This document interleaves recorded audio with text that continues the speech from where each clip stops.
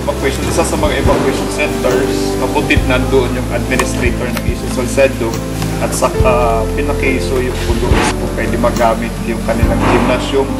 Mga beneficiaries nito yung galing ng mga poblasyon, specifically doon sa priority namin yung may ulo, yung nandun sa may Pangkalan, sa coastal. Tapos ngayon galing ako doon, bali inorderan ko na sila ng preemptive evacuation. Tapos nandun na yung truck. Anytime today po, at this moment, ay meron ng darating dito. Tapos yung mga kapitanis, since kagabi, inano ko na yung mga kapitan, nilipot ko na yung nasa Litigold area from Palanas, Karapdapan, Kamanga, Kantumuha, Kagaot, rural areas kasi yun sa... Apart from the mayor, ano pa yung mga ibang ginagawa ninyo preparations? Kumusta naman yung kahandaan ng ating DRMC, mga emergency response team? Okay. Kahapon doon sa meeting namin, bali yung gamit kasi namin na organizational structure yung dati pa. So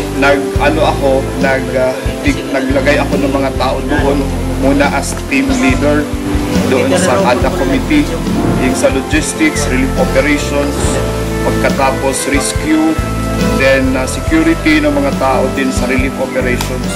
Well coordinated na po yun. In fact, meron ako ditong, pag pumupunta ako doon sa barangay, yung mga contact numbers ng aking mga team leaders na nandito, preparado na siya. Tapos, yes, oo. Ibinibigay ko ito doon sa mga barangay officials.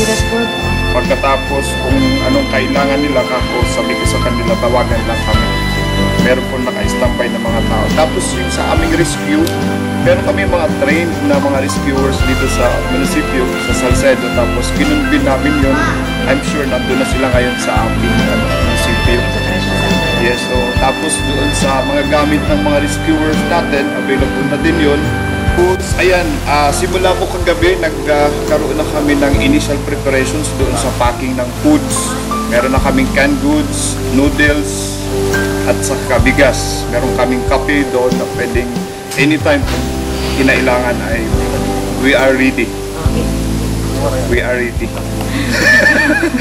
That's good to hear. We are ready. Becoming resilient.